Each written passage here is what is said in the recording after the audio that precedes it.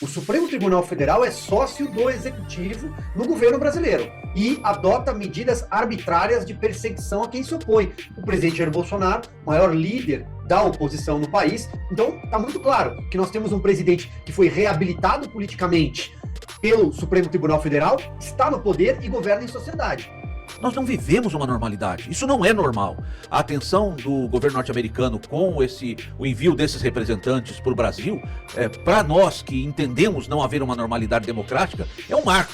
É a materialização, o início da materialização de uma esperança de medidas efetivas de retaliação contra o governo que diz defender a democracia. Um establishment diz defender a democracia.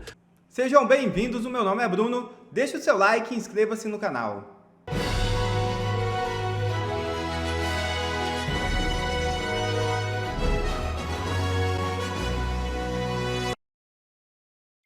Digitais do PT no roubo das aposentadorias dos idosos são revelados.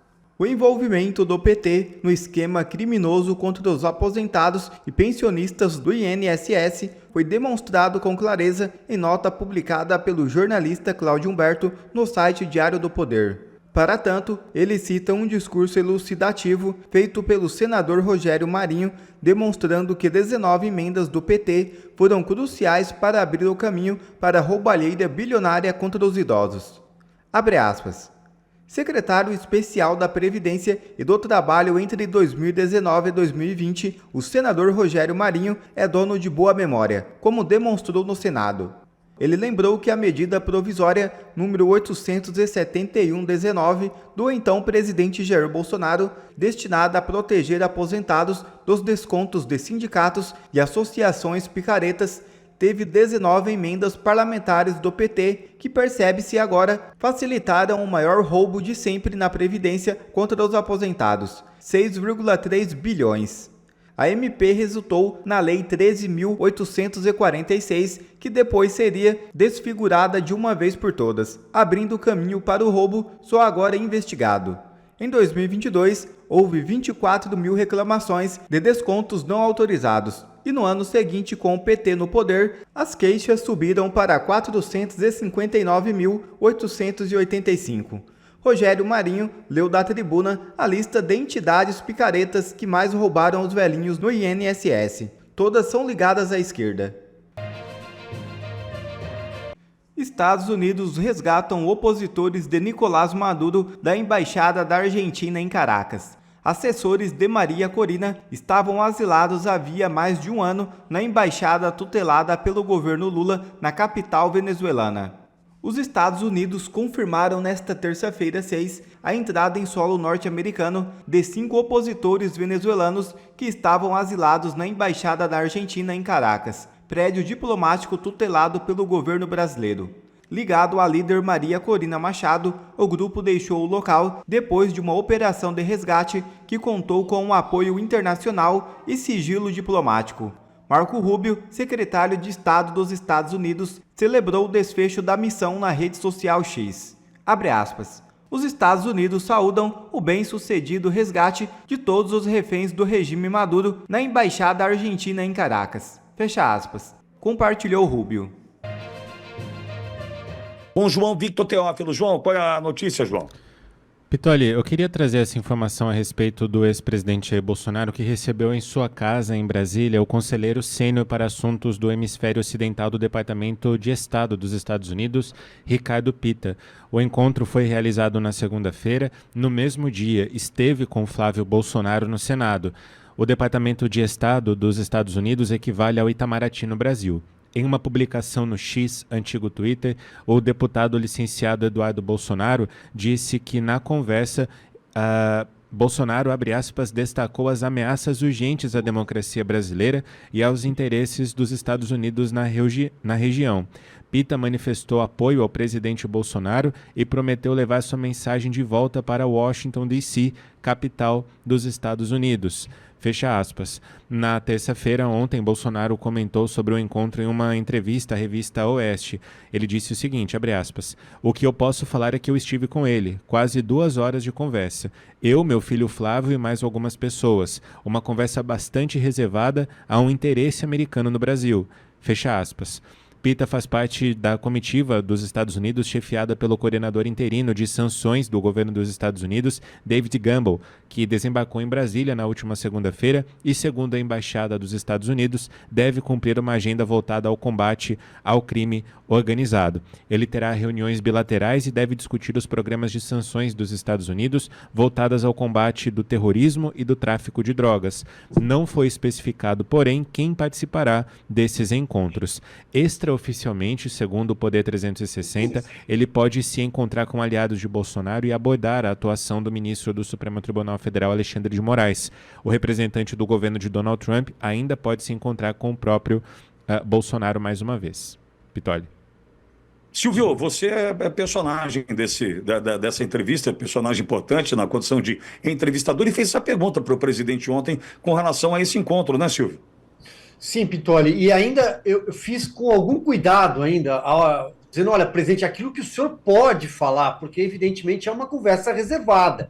Ele não pode abrir tudo o que foi tratado ali ao longo de 2 horas, porque são assuntos internos do governo americano, da Casa Branca, de autoridades dos Estados Unidos. Mas é evidente, pelo que sabemos, por meio de fontes, ou até alguns pronunciamentos, que fala-se em sanção, algum tipo de sanção, e a figura do ministro Alexandre de Moraes sempre aparece nessas conversas, por conta da preservação da democracia. O presidente falou que havia uma preocupação, há uma preocupação com o Brasil avançando a galope em direção a uma Venezuela. Isso do ponto de vista de preservação de liberdades individuais, de perseguição política a opositores, e eu creio também que, agora sou eu que estou falando, o presidente não disse isso, mas creio que em algum momento os Estados Unidos também estejam avançando em relação a apurar o que aconteceu com o Felipe Martins. Nós não podemos perder de tela a questão do Felipe Martins, que foi preso, foi colocado inclusive alguns dias numa espécie solitária, depois ele permanece agora com uma tornozeleira eletrônica por uma viagem que não fez, que sequer seria crime se tivesse feito, mas inverteu o ônus da prova. E nos Estados Unidos, a advogada, a doutora Ana Bárbara, por exemplo, que o defende lá, já fala abertamente que se trata de uma fraude que teria acontecido para inserir o nome do Felipe Martins. E aí nós estamos falando da imigração nos Estados Unidos. É coisa séria, não é qualquer país de quinta por aí, não. Nós estamos falando de alguém que fraudou determinado mecanismo americano. Isso é muito grave. E se tiver a digital de um brasileiro, se tiver o mando de alguém no Brasil, aí nós temos uma crise diplomática grave. Olavo, a visita destes dois agentes do governo americano reforçam a esperança que temos de que venha algo de fato a partir do governo Trump que possa devolver ao Brasil uma condição de normalidade, digamos assim, Olavo? Silvio fez uma abordagem bastante interessante e do aspecto político, que traz realmente uma esperança. A Metrópolis diz que Moraes foi pauta da conversa de Bolsonaro, o canal Metrópolis, mas eu vou para o outro lado. Gamble esteve com representantes da área de segurança no Brasil. Pasme, amigo ouvinte, o representante do governo americano disse, olha, podemos enquadrar o crime organizado brasileiro, seus dois grandes representantes, o PCC e o Comando Vermelho, o CV, como terroristas. O governo brasileiro diz assim, não podemos, porque falta nesses segmentos, nesses representantes do crime organizado, um viés, uma determinante ideológica. Na política e na vida, basicamente, caminhamos ligando pontos, né? O portal Antagonista diz que na eleição de 22, 4 em cada 5 presidiários votaram em Lula. Tem viés ideológico, amigo ouvinte?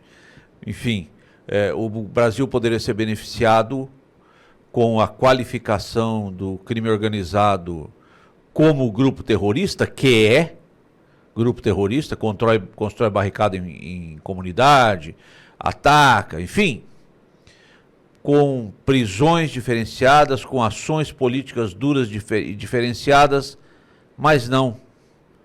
Tentaram colocar essa na gente que não tem viés ideológico. Eu vou seguir, Burgo, contigo, tratando dessa questão das organizações criminosas, e aí eu volto com o Olavo, Silvio e contigo também para falar sobre ainda o presidente Bolsonaro, mas já que Olavo e Silvio tocaram nessa questão, é importante também te ouvir, Burgo. Qual recado o governo brasileiro manda para os Estados Unidos ao não reconhecer PCC e CV, o Comando Vermelho, como organizações terroristas, Burgo? Então, é um fato interessante porque a organização criminosa, né, que acabou sendo considerada terrorista pela Casa Branca, Trem do Araguá, né, venezuelana, ela tem ligação com o PCC, tá? E o governo americano considerou como organização terrorista. E aí o PCC e o Comando Vermelho, o PCC é uma das maiores organizações criminosas do mundo, né, e tem tentáculos em todos os lugares e maior até do que essa organização venezuelana, que inclusive tem alguns presos lá no Cecote, né, em São Salvador. E quando o Gama vem para cá, Pito, olha, isso aí me chamou a atenção, porque é o tipo de questão que eles fazem que eles já sabiam a resposta. É óbvio que o governo Lula que usa o CPX, né, o boné do CPX, sobe lá no complexo, enfim, sem escolta adequada, Dino na maré, a mulher do tio Patinhas e tal. Então, era óbvio, todos nós sabíamos que o governo Lula não iria considerar o Comando Vermelho e o PCC como entidades terroristas, e o Gambos e o Pita já sabiam, eles já sabiam disso, tá? Não era novidade para ninguém. Agora, quando eles vêm para cá e isso fica formalizado, documentado, tá? Será que não era essa realmente a resposta que o governo norte-americano precisava? Tá? Porque eu acho uma coisa... É uma situação que todos nós esperávamos. Quem duvidava que o Lula ia falar assim, não, eles são terroristas e pode caracterizar nesse sentido. Acho, sabe, uma coisa muito... Era previsível que isso aí iria acontecer. Agora, voltando à questão do presidente Bolsonaro, Olavo, entendo que é uma visita importante. Pela primeira vez entendo que, de fato, há essa aproximação do governo americano em território brasileiro para tentar entender de fato o que está acontecendo aqui, num momento importante onde temos a caminhada hoje à tarde, partindo da Torre de TV logo mais às 4 horas. Enfim, entendo um momento vital, porque além disso nós temos além da Bolsonaro réu, né, e todos os outros réus, né, nessa tentativa de golpe, como eles colocam, vejo que de fato é a primeira vez que o governo americano se coloca à disposição para ouvir o que de fato está acontecendo. Se esteve com o presidente Bolsonaro, se esteve com Flávio Bolsonaro na condição de senador, presidente da Comissão de Segurança Pública do Senado, enfim, entendo também que é um avanço importante nesse sentido para que os americanos entendam o tamanho da perseguição enfrentada pelo presidente. Amigo Pitoli, não vivemos numa normalidade. Não é impossível dizer que o Brasil vive numa normalidade democrática. Não vivemos. Ontem houve um indiciamento por, vamos chamar assim, entre aspas, crime de fake news, né? Primeiro, não houve disseminação de notícia falsa e, mesmo que houvesse, não é crime. Como é que pode haver um indiciamento por um tipo penal, amigo Borgo, que não existe? Isso não é normal. Hoje, nós estamos aí na época da comemoração do final da Segunda Guerra, e onde está o nosso presidente?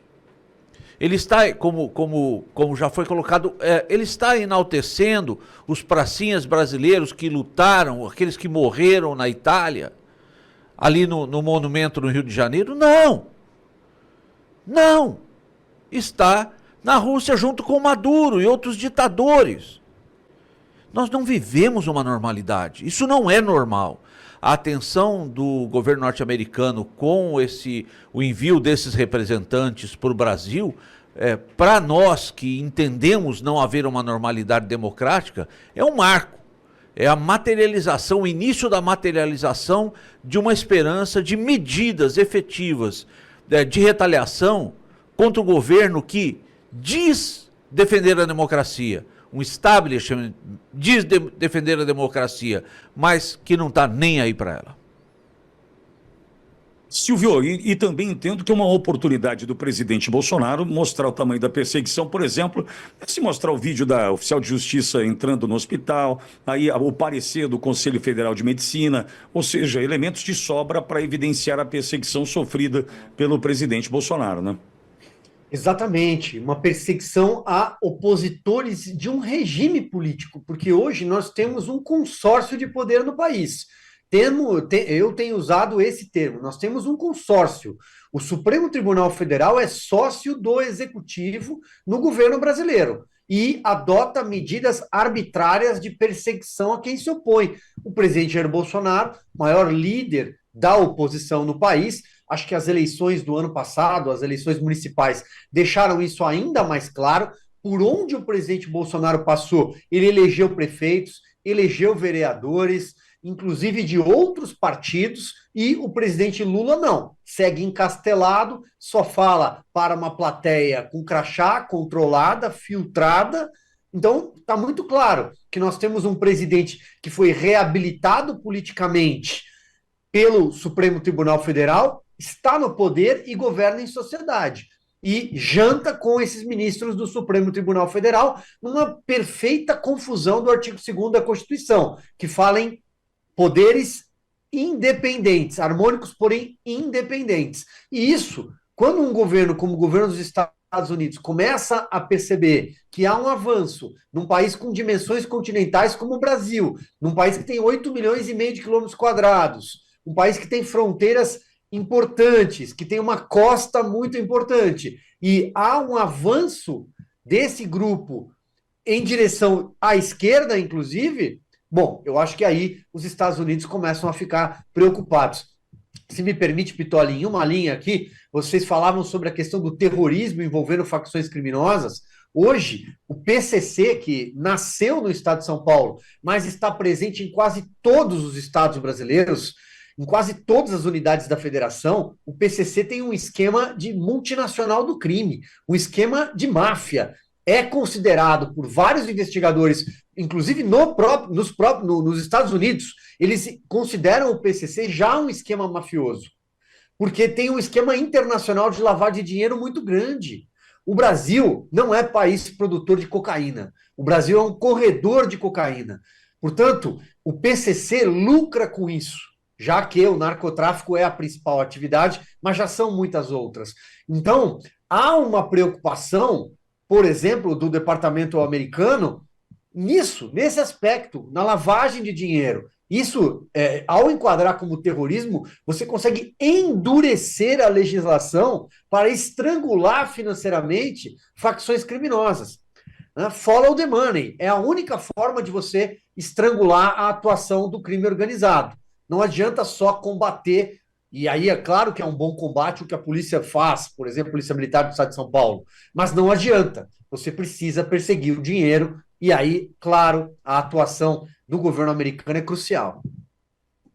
Borgo, e também vale ressaltar na vida desses dois agentes do governo americano, do Peter e também do Gamble, a importância de Eduardo Bolsonaro, né, estar nos Estados Unidos intermediando e conversando e ali tentando, né, mostrar o que de fato também acontece por aqui, até com relação às organizações criminosas e terroristas. Borgo. Essa tentativa dessa parte da imprensa comprada com dinheiro público, né, de descredibilizar o trabalho que o Eduardo Bolsonaro tem feito nos Estados Unidos, ficou até cômica, é uma situação para dar risada, né?